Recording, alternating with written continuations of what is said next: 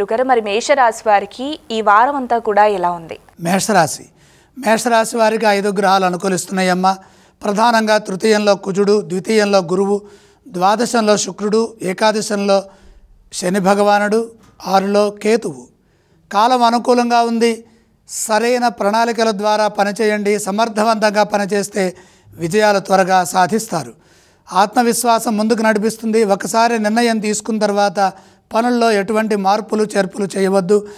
ఉత్సాహంగా నిర్ణయాలు తీసుకోండి. కాలాన్ని సద్వినియోగం చేసుకుంటూ విజయాలు సాధించండి. తద్వారా అదృష్టం లభిస్తుంది. ముఖ్య కార్యక్రమాల్లో ఏకాగ్రత వహించండి. స్వల్ప ప్రయత్నంతోనే విజయం సిద్ధిస్తుంది. ధనధాన్యాభివృద్ధి ఉంటుంది.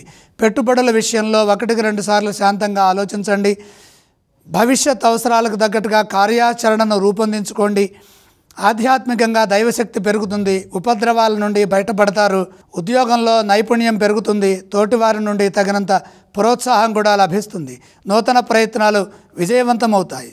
ఉద్యోగంలో సఫలీకృతులవుతారు. నిరంతర సాధన చాలా అవసరం. స్వయం కృషితో పనిచేస్తే ఉద్యోగంలో, వ్యాపారంలో మేలు జరుగుతుంది. వ్యాపార పరంగా శ్రద్ధ పెంచండి. వారం మధ్యలో మీ కర్తవ్యాలను మీరు సక్రమంగా నిర్వర్తించి మీ పనుల్లో మీరు సఫలీకృతులవుతారు. గురుగారు, మేషరాశి వారు ఏ స్తోత్రం పఠించాలి? మేషరాశి వారు మహాలక్ష్మి అమ్మవారిని స్మరించాలి. మరి వీరు ఏ ఆలయాన్ని సందర్శించాలంటారు? గ్రహయోగం అనుకూలంగా ఉంది.